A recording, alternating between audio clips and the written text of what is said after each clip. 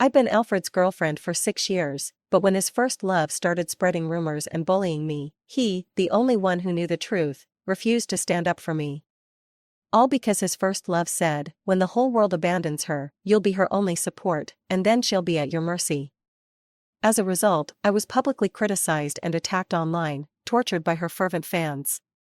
The day I got out of the police station, Alfred came to pick me up. He opened his arms and said in a patronizing tone, "You only have me now." I just laughed. "But I don't want you anymore." Coming out of the police station, I was still a bit dazed. Looking up, I saw Alfred. Dressed sharply in a suit, he shone in the golden sunlight like a deity. "This is my boyfriend. His first love, Jennifer, is a popular star. All it took was a few tears on camera to pin the bullying label on me."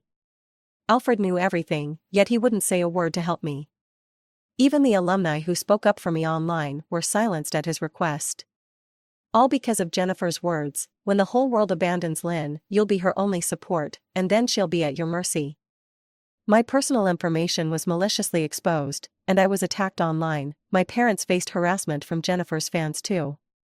My dad fought to clear my name, but while seeking out alumni for testimony, he was in a car accident and couldn't be saved. My mom aged 10 years in an instant and fell seriously ill. I was kidnapped by Jennifer's fans. When the police found me, I was battered, a mere skeleton of myself. All this just because I fell in love with Alfred.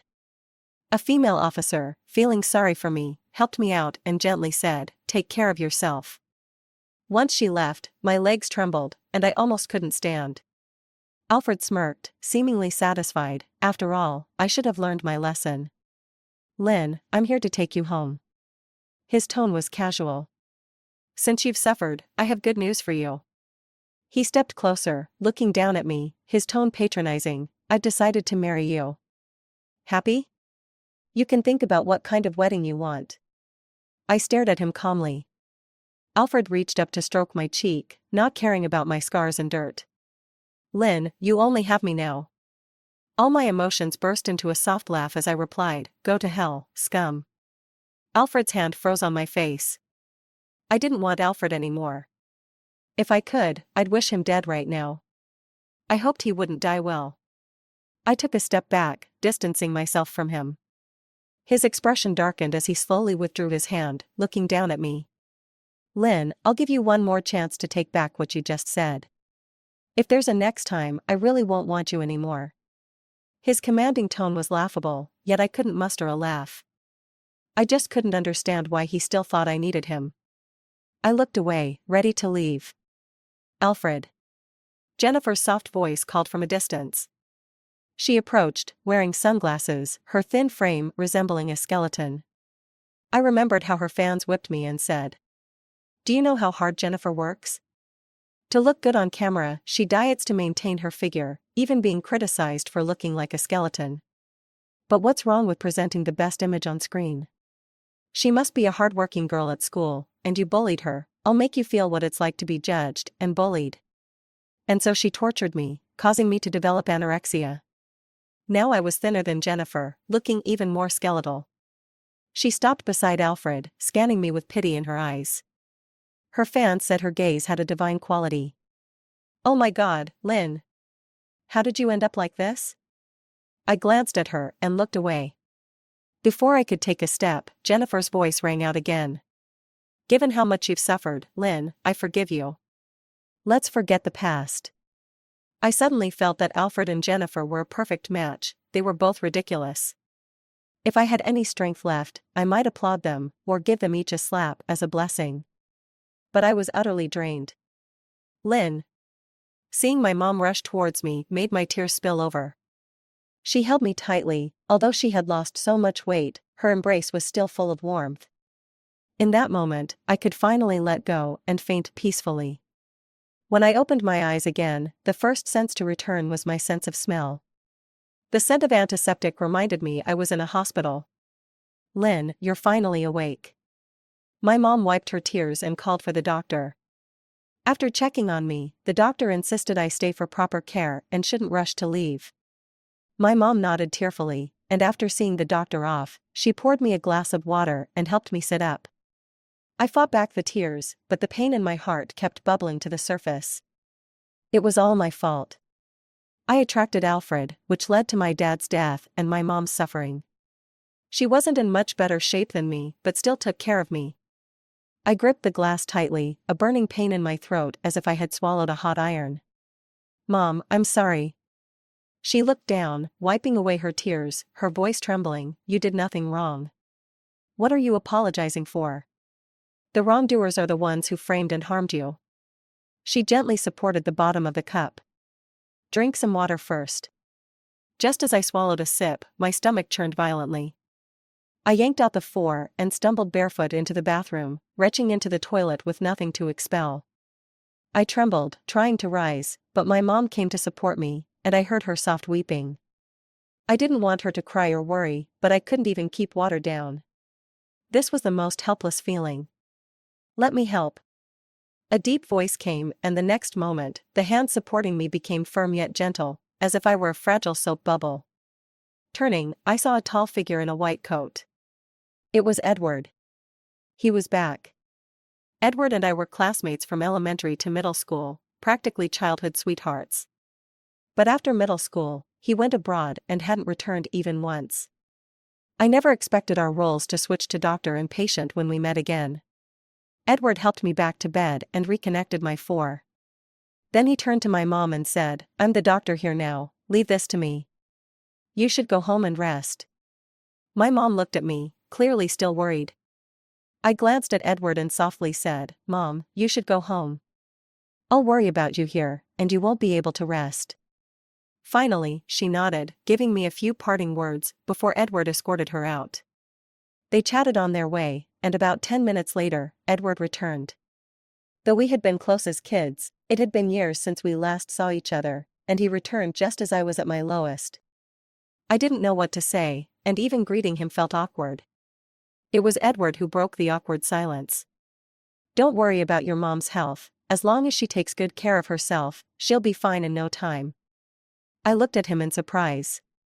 After all these years, he still understood me well, knowing that my biggest worry right now was my mom, not myself. I nodded and silently watched him for a moment, trying to muster a smile, but it just wouldn't come. I simply asked, when did you come back? Edward stood by the bed, looking down at me, his handsome face revealing no emotion, though his features seemed a bit tense. Whenever Alfred looked at me like that, he always carried an air of authority. Edward replied quietly, last week. I didn't know what else to say. He glanced at the 4 drip, then turned to leave. I have to get back to work. Ring if you need anything. Okay. I thought our childhood bond had faded away during these years apart. It was a bit of a pity. A nurse walked in, smiling slightly. You should eat something, your stomach is in pretty bad shape. I sighed silently. I can't eat. If I could, I wouldn't have to worry my mom. The nurse frowned. Then we can only give you nutrition through the 4. She urged me to stay positive and eat something, and I nodded in agreement. For my mom's sake, I couldn't give up. After saying this, the nurse glanced at the door and cleared her throat, asking quietly, Did you just argue with Dr. Edward? You shouldn't get too worked up, the stomach is affected by emotions. I didn't quite understand. Edward? We didn't argue. The nurse looked puzzled. Really? I just saw Dr. Edward's eyes were red and a bit wet, like he had been crying. I didn't see Edward again until it was dark. He came over to help me remove the 4. Is your stomach feeling any better? I nodded, remembering the nurse's words from earlier. But I didn't ask, even if Edward felt sad seeing me like this, it didn't matter. I just wanted to forget that hellish period of my life as quickly as possible. Edward seemed to have composed himself, watching me until I fell asleep. I didn't even notice when he left. In the following days, under Edward's attentive care, I gradually felt better. I sincerely thanked him. A few days ago, he encouraged me to try eating, but every time I managed to swallow something, I would throw it back up, sometimes too late to reach the bathroom or grab a trash can, and Edward would just catch my vomit with his hands. Even I found it disgusting, yet he handled it so naturally. He would say lightly, I'm a doctor, it's my job. He washed his hands and brought me a glass of water to rinse my mouth. Now, I was finally able to eat a bit of porridge. Edward's face had also started to show some smiles. In school, he was always aloof, surrounded by boys. It sounds like a youth novel, but I was truly the only girl around him. Back then, we were very close, sharing everything. In the first 2 years after he went abroad, we still contacted each other daily. Then it changed to once a week, then once a month. The pressure and busyness of senior year gradually made us communicate less and less. Even in college, we weren't free, so our contact turned into greetings during holidays and each other's birthdays. These past few days together made me feel that our bond with Edward seemed to return to its roots. Although we still had some distance to cover to be as close as before. I smiled and said, "I never expected you to become a doctor." Edward glanced at me, his eyes seeming to carry a deeper meaning, but he quickly lowered his gaze to hide all his emotions, the corners of his lips curling slightly. "Because I like it." On the day of my discharge, my mom was supposed to pick me up, but Edward said he was off that day and would take me home. As soon as I stepped inside, I caught the familiar aroma of my mom's cooking. It felt like ages since I had eaten a meal prepared by her. "Edward, you should join us." Edward smiled warmly. "Honestly, I've really missed your cooking." Edward's parents were often busy, flying around the world. When my mom learned of this, she would pack him lunch whenever she brought me food. We would sit under the big willow tree eating, and he'd say, "Lynn, I envy you. I've never had a meal cooked by my parents." Later, when his parents found out he had eaten so many lunches at our house, they personally came to thank my mom. They offered $500,000 as a token of gratitude. Of course, my parents refused. At that time, Edward's father, with an imposing but warm demeanor, laughed heartily. "I'll save this money for Lynn as startup capital for her new family in the future." He even glanced at Edward. Edward's ears turned red. "Dad, you're quite humorous." Actually, I hadn't met Edward's parents much, they were too busy, but they were really nice people. That's why they raised Edward so well.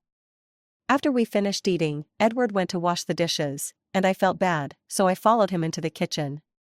"How can you have a guest wash the dishes?" Edward didn't respond, continuing with his task. Suddenly he said, "Lynn, I've noticed that you've become quite distant since I returned." I opened my mouth to respond, "No, I haven't." It was just surprising to see him at the hospital that day. But I still considered him a good friend in my heart.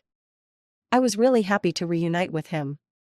Warmth surged in my heart, and I smiled, jokingly saying, "Go ahead and wash, Edward has washed our dishes before, so he should be used to it." Edward turned to glance at me, and when he looked back, I saw a deep smile shining in his eyes. After Edward left, my mom and I started talking about my dad again. My mom's glow, which had brightened over the past few days, began to fade little by little, her eyes getting moist. "You and Alfred used to be so close, how did it end up like this?" If it weren't for Alfred using his influence to stop classmates from speaking up for me, I wouldn't have lost my dad. My mom knew that Alfred had always treated me well, but she didn't know that in Alfred's heart, Jennifer was always the most important. At that time, I had just transferred schools, and the new environment was a bit overwhelming for me. Although my family had some money, it couldn't compare to the rich kids at this elite school. In the new school, I experienced isolation and bullying. But I didn't dare tell my parents. They hoped I would get into a good university. During my toughest moments, it was Alfred who stood in front of me to protect me. He stood there with his hands in his pockets, carefree. "Lynn is mine, you all have to greet her when you see her. We're all grown up, you need to be polite." Naturally, no one dared to act up in front of Alfred. Except for Jennifer. She glanced at me behind Alfred and sneered, "Alfred, do you know what you're saying?" Alfred replied with a sharp tone, "Of course." Jennifer nodded. "Fine, Alfred, don't regret it." After that, I was no longer bullied, and thanks to Alfred, the wealthy kids treated me with great respect. I considered Alfred my salvation, fell for him, and agreed to be his girlfriend. I also worked harder in my studies. During that time, I was truly happy, not even caring about the hateful looks from Jennifer. Until the day of our college graduation, during the last gathering with classmates at night. I approached the door to our private room, just about to open it when I heard. Alfred, did you really break up with Jennifer? My hand froze mid-motion. Alfred had dated Jennifer? If that was true, how did I not know? I didn't know. Alfred's displeased voice rang out. How many times do I have to say it? Don't bring this up again. The other person replied, I won't bring it up again, I just thought you two were just having some playful spats like before. I didn't expect you to actually be with Lynn for all these years. Honestly, you know Jennifer still has feelings for you. Shut up. Alfred's deep voice interrupted him. I took a deep breath, ready to go inside, but then I heard. When I first got together with Lynn, it was indeed to get back at Jennifer, but after dating for a while, I found Lynn to be quite interesting. Alfred chuckled lightly at this, his tone laced with an innate disdain. She's quite the challenge. She always says she doesn't want my money, but I offer it and she refuses. She's not like other women, she truly loves me. It's just that her temper is a bit stubborn. I don't like overly assertive women. But I really enjoy the process of taming her. As for Jennifer, I'm not going to stand around foolishly waiting for her. She was the one who suggested the breakup, I let her go. Honestly, it was quite amusing when she begged me not to leave. I released the doorknob, took a step back, and turned to leave. The summer night was stifling and hot, with no breeze, and I found it hard to catch my breath, my heart heavy. Alfred. How could he have become so unfamiliar? Suddenly, I didn't recognize him at all. Or perhaps he had always been this way, and I had never truly understood him. Though I was feeling a bit better, I still had to go to the hospital for regular checkups. I didn't expect to run into Alfred at the hospital. Of course, we were bound to meet. After all, there were still unresolved issues between him and me, and between him and Jennifer. Alfred wasn't here to see me, he had Jennifer by his side. Upon seeing me, Jennifer smiled gently. Lynn, it's been a few days since we last met, and you seem better, maybe a bit heavier than the last time I saw you. I didn't want to waste time talking to her and was ready to walk past them. But Alfred called out to me. Lynn, Jennifer is talking to you, didn't you hear? When did you become so rude? A wave of resentment surged within me again. They really didn't see me as a person, even now, they expected me to be polite to them.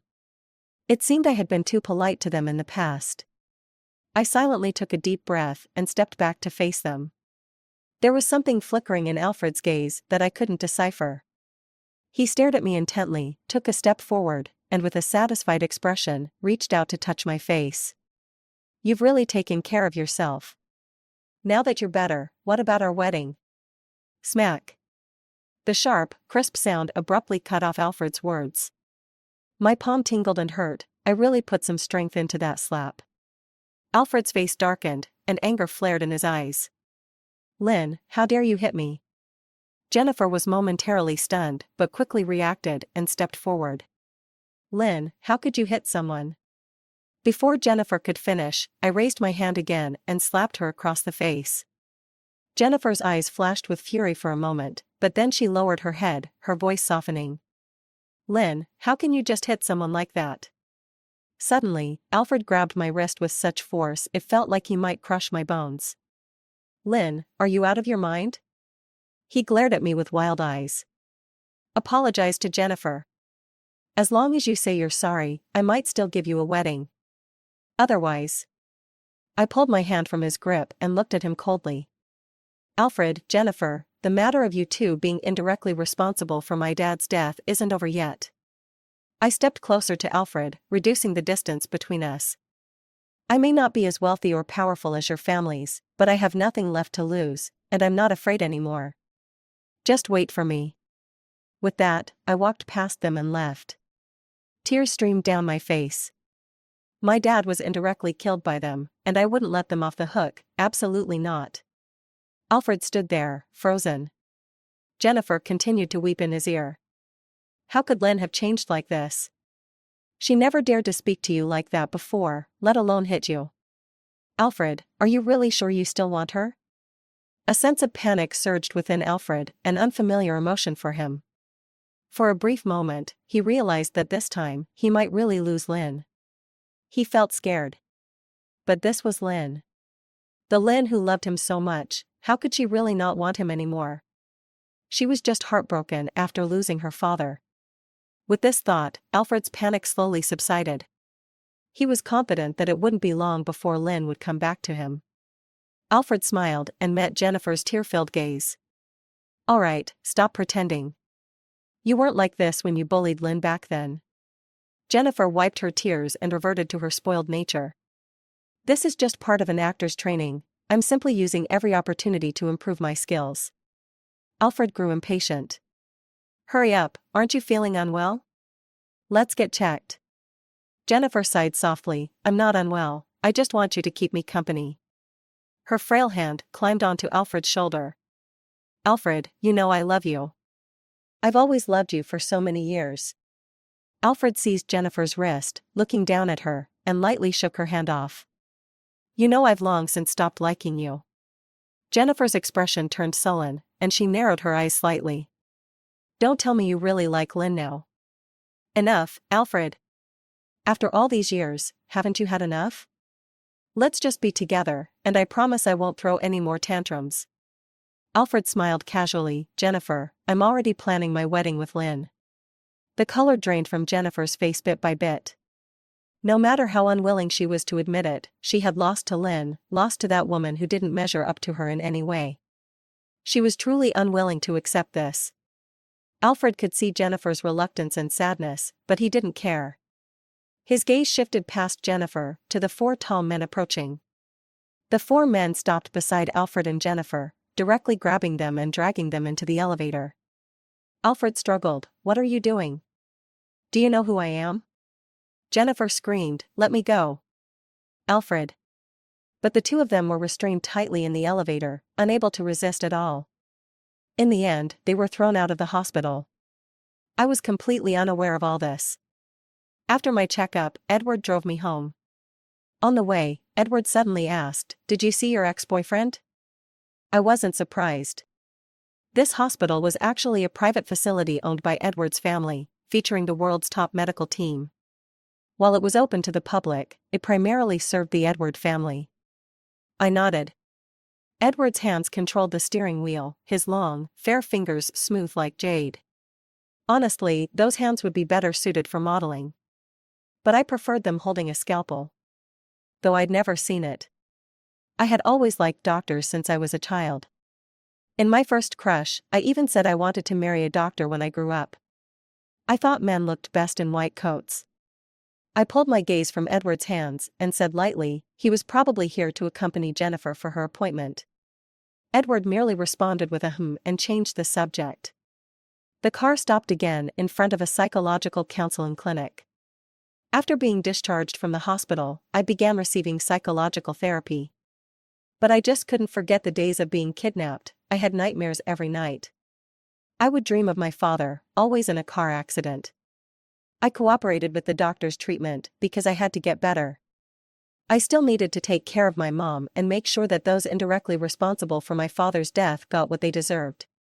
An hour later, Edward and I exited the clinic.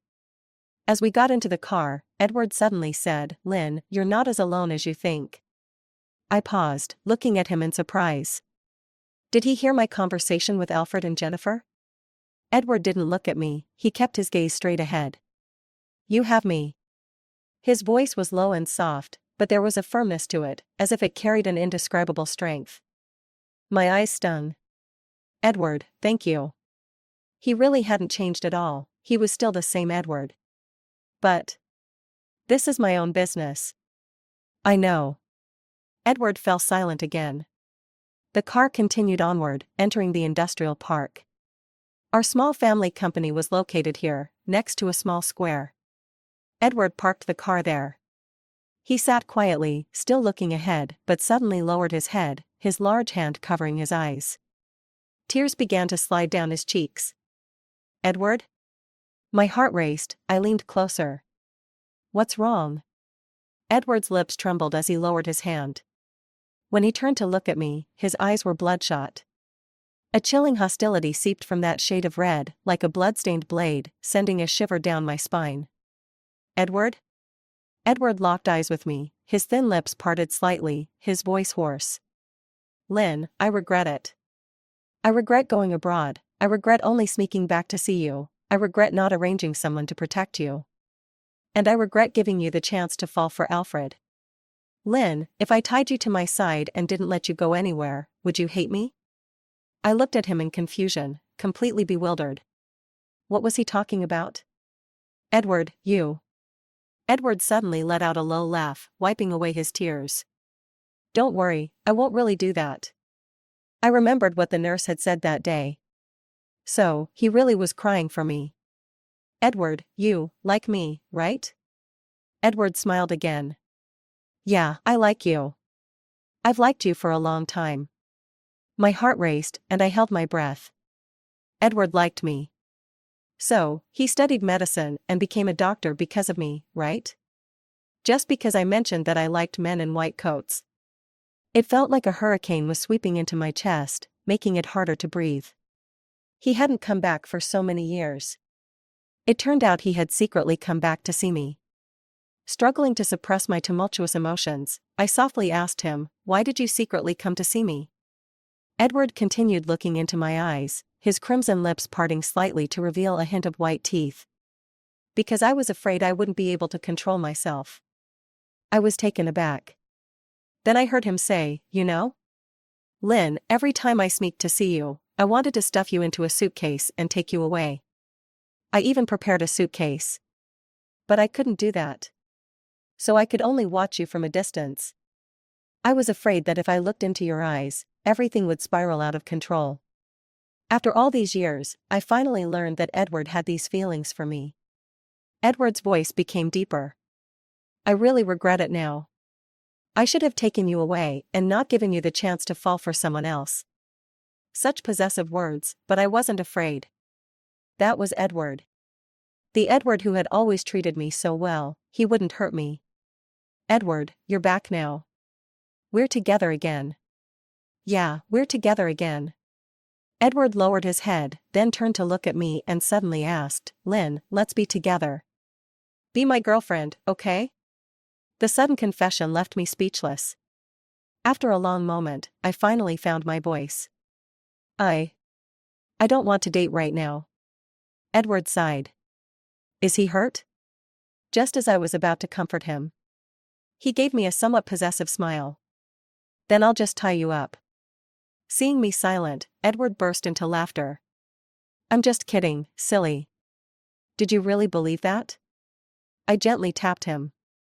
Be serious. Edward nodded. Okay, I'll be serious. He really became serious, looking at me earnestly. I'm waiting for you to completely let go of that garbage ex, so you can accept me sooner. I pouted. I've already let go. If I hadn't let go of Alfred by now, I wouldn't deserve to be my dad's daughter. Edward dropped me off at the company and then left. My mom is currently managing the company alone, so I need to step up and help her. But my mom said, "Go home and rest well, you don't need to worry about the company right now." I insisted, "Mom, I can handle the company stuff. Besides, I can't just sit around doing nothing." My mom looked at me silently for a moment, her eyes glistening with tears, before pulling me into her arms. Lynn, you're all I have now. I just want you to be healthy and safe. My mom knew. She saw through it. A mother knows her child best. I cried loudly in her embrace. Mom, I hate them so much. I want to take revenge for Dad. Mom, I miss Dad so much.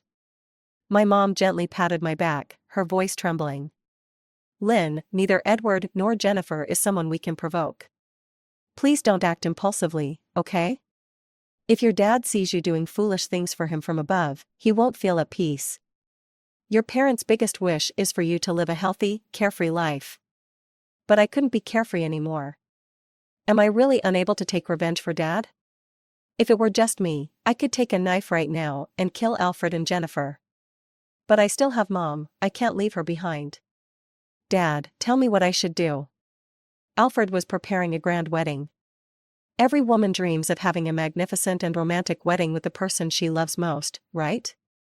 Looking around at the venue with satisfaction, Alfred nodded. Beside him, his good friend Jason cleared his throat and tentatively asked, Are you really sure Lynn still wants to marry you? Alfred frowned in displeasure. Of course.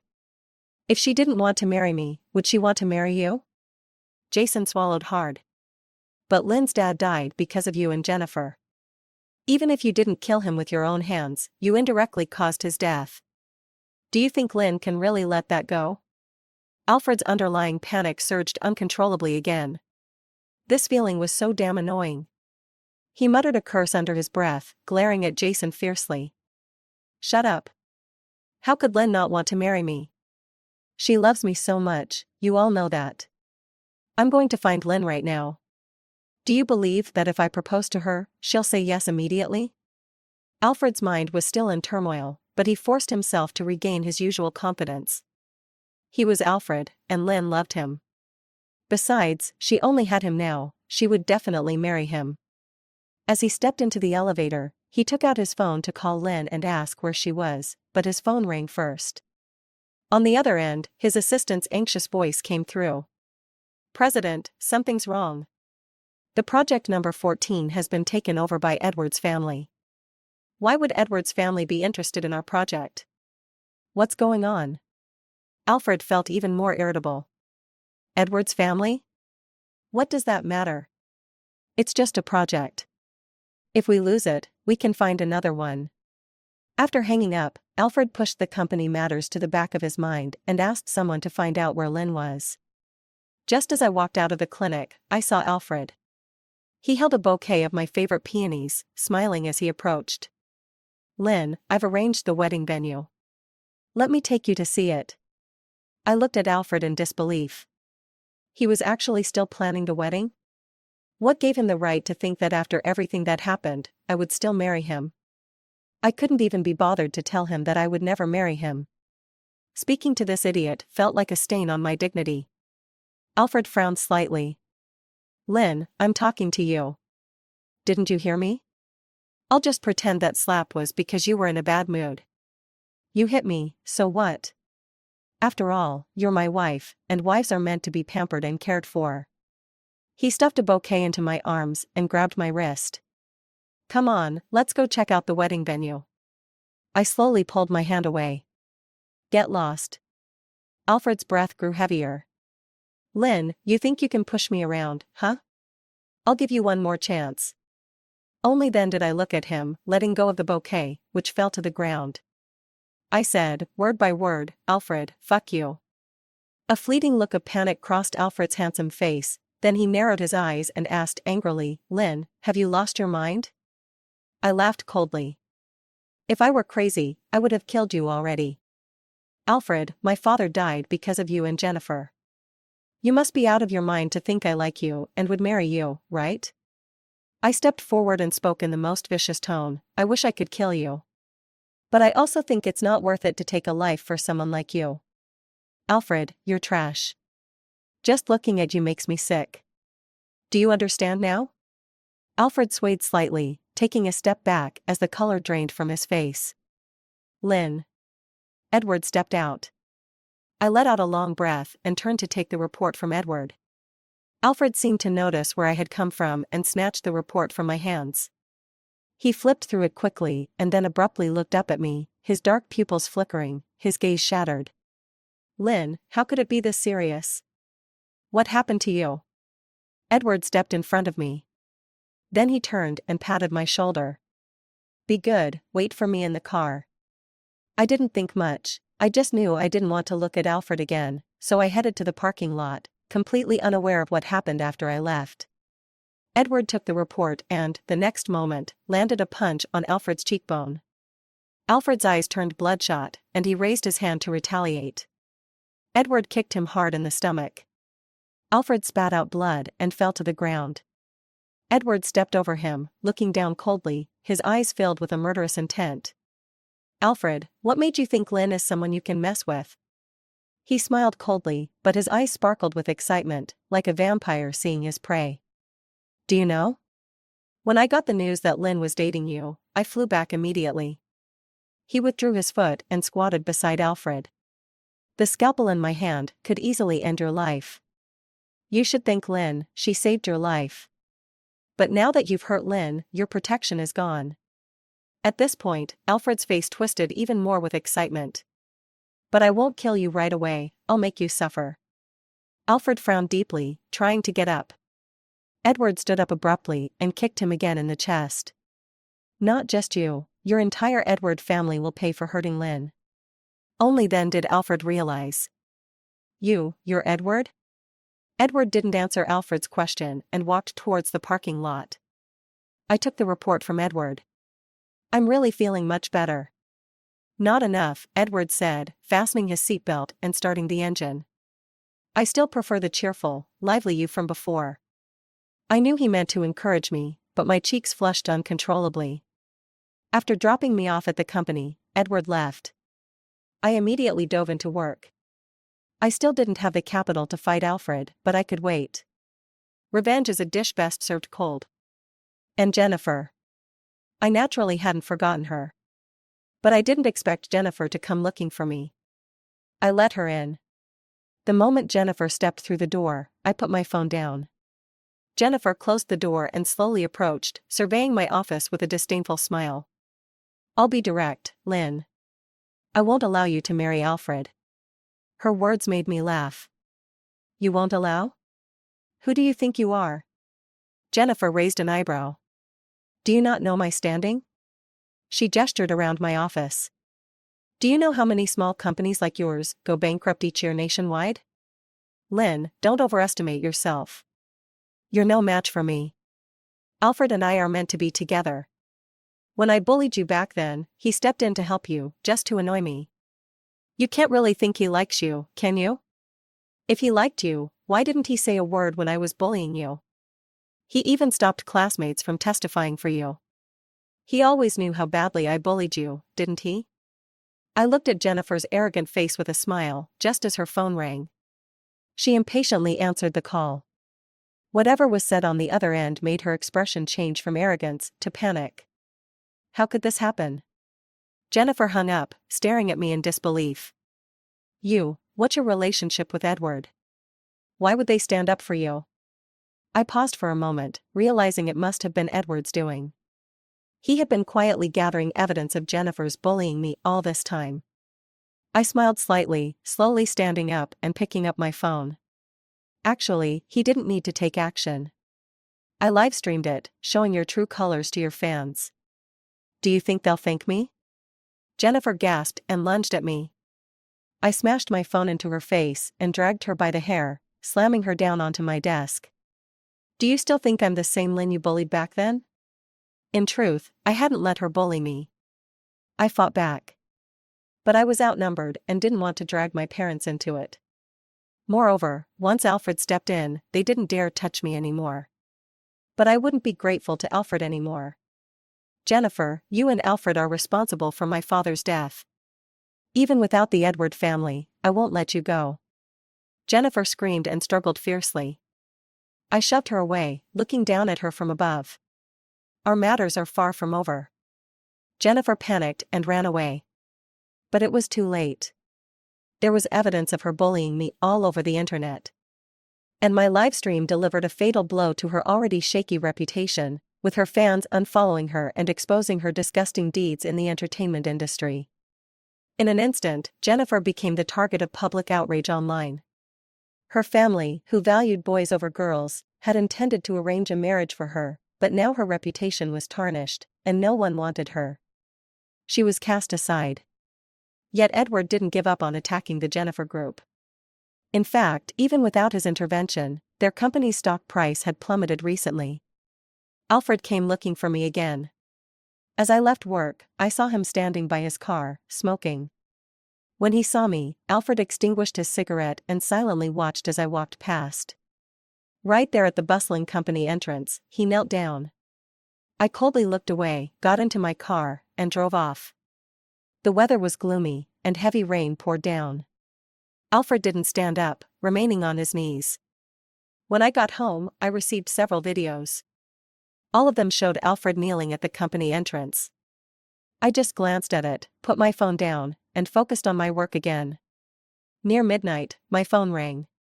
Still working on my project proposal, I picked up the call. On the other end, I heard the sound of rain, followed by Alfred's hoarse voice. Lynn, can you forgive me? Alfred, I would never forgive you, even if you died. After hanging up, I blocked all of Alfred's contact information. But he wouldn't give up easily. The next day, he came to the company to find me. He looked sick, his face pale and his spirit low. Seeing me, a glimmer of light returned to his eyes. Lynn, I'm sorry. I really am. The past is in the past, let's just focus on the future, okay? Please. Lynn, I love you. I truly love you. I didn't mean to cause your father's death, I just wanted you to rely on me more. Lynn, I've never liked anyone as much as I like you, but I feel so insecure. You're like a kite, and I'm always afraid that if you break free, you'll fly away and never come back. I impatiently closed my eyes. Shut up, Alfred. It's not just that I can't stand looking at you, even hearing your voice makes me sick. Alfred's gaze shattered. Do you really not love me at all anymore? If I killed your dad, would you still love me? I asked, a bit agitated. Mentioning my father made it hard for me to stay calm. Alfred's eyes completely dulled. Suddenly, a sharp, piercing voice rang out from nearby. Lynn, go die. When Jennifer lunged at me with a knife, Alfred was the first to react. He threw himself at me, using his back to shield me from the blow. In the hospital. Edward told me, he's not in any life-threatening danger.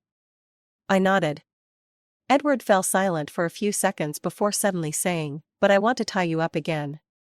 Even though he took a knife from me, I won't love him anymore, I replied calmly. He owes me that much. Edward held me tightly.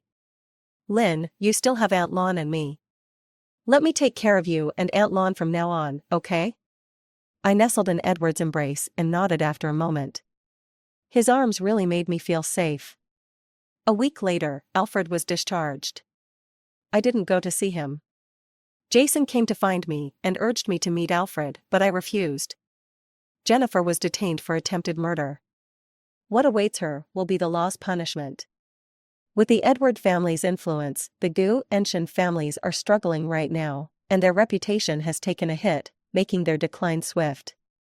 My small company, on the other hand, has taken on quite a few projects and even hired a batch of new people. My mom and I visited my dad again. This time, Edward was with us. I will make the company thrive and take good care of my mom. My dad should be at ease now. On the way back, Edward walked on either side of my mom and me. Before, I used to be between my parents. We can never go back. But I know Dad is watching over us from above. I looked up at the bright blue sky. Dad, I miss you so much. Dad, don't worry, I will live my life to the fullest, together with Mom and Edward. Rest assured. End.